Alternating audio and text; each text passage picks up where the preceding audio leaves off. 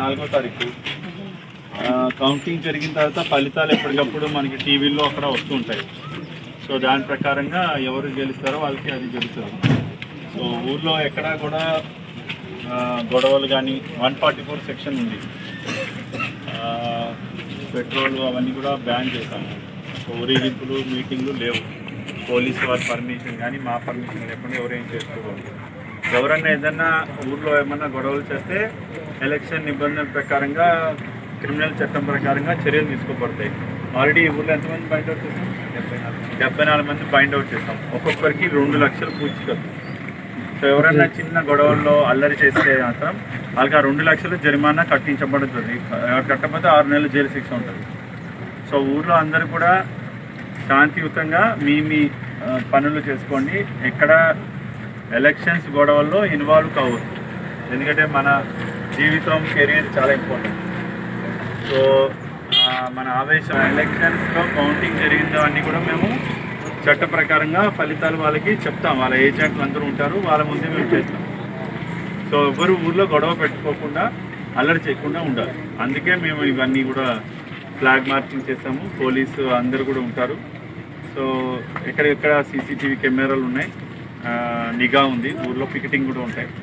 So అందరూ శాంతియుతంగా కూడాలని కోరుతాం. మీకు ఏమైనా ఉంటే చెప్పండి. ఏమైనా అదే మొన్న మీ ఊరు చాలా ప్రశాంతంగానే అయిందని అంటున్నారు. అదే రకంగా ఉండండి, ఓకేనా? ఎక్కడైనా చిన్న గొడవలో ఉన్న వాళ్ళు అందరూ కూడా చాలా మంది ఇప్పుడు ఆల్రెడీ మేము ప్రతి దాంట్లో 300 మందిని అరెస్ట్ చేసాం. ఇంకొక 250 మంది దాకా ఉన్నారు అరెస్ట్. సో ప్రతి ఒక్కరిని కూడా అరెస్ట్ చేయడం జరుగుతుంది. కఠినంగా ఉంటుంది పరిస్థితి ఎవరన్నా అల్లరి చేస్తే. ఓకేనా? థ్యాంక్ యూ అండి. నమస్తే. కలెక్టర్ గారు మన నియోజకవర్గం మొత్తానికి 6 ఇచ్చారు. అర్థమవుతుందా? ఈరోజు ఎందుకు మీటింగ్కి వచ్చామంటే మెయిన్గా మీ ఊళ్ళో మన చిన్నపాటి దూపులాట జరిగింది. అక్కడ ఆల్రెడీ కొంతమంది ఊరోజు పెట్టి బయట ఉన్నట్టున్నారు. దానివల్ల అవునా? దానికే ఊళ్ళో పెట్టి బయట ఉన్నారు. ఖమ్మంపాల్లో కొట్టుకు రాళ్ళు గిల్లు వేసుకుని గొడవ చేసుకున్నారు. దాదాపు 70 మంది ఊళ్ళో లేరు ఇప్పటి వరకు కూడా. ఈ రోజు వరకు కూడా ఊళ్ళో లేదు. దాదాపు 15 రోజులు 18 రోజులు అవుతుంది. ఆ కర్మ మీకు పట్టద్దు. పోలింగ్ రోజున కౌంటింగ్ రోజున పోలింగ్ రోజున అయిపోయింది. అనవసరంగా ఇబ్బంది పెట్టడం ఎందుకు లేదు. మేము కొంచెం చూసి చూడట్టున్నాం. ఈ లాస్ట్ అండ్ ఫైనల్ చెప్తున్నాం. మళ్ళీ ఇంకోసారి చెప్పాం. కౌంటింగ్ రోజున ఎవరు ఇల్లు దాటి బయటికి రావద్దు. 144 సెక్షన్ అమల్లో ఉంటుంది, పోలీస్ యాక్ట్ అమల్లో ఉంటాయి, ఇవన్నీ ఉంటాయి. కాబట్టి ఎవరు కూడా ఇల్లు దాటి బయటికి రాకూడదు. ఆల్రెడీ ఇప్పుడు కూడా ఉన్నాయి ప్రజెంట్లో. ఈ రోజు వరకు కొంచెం వదిలిపెట్టేసాం. ఏ షాపులు కానీ గీపులు కానీ కొంచెం ఓపెన్ చేసుకున్నారు. రేపు సాయంత్రం 5 గంటల నుంచి ఎవరు షాపులు ఓపెన్ చేయరు. మీకు ఏమన్నా ఇంట్లో సరుకులు కావాలంటే తెచ్చేసుకోండి. ఇప్పుడు వెళ్ళేసి ఒక 5 రోజులు సరిపోవడమే తెచ్చేసుకోండి. రేపు సాయంత్రం 6 గంటల నుంచి మొత్తం క్లోజ్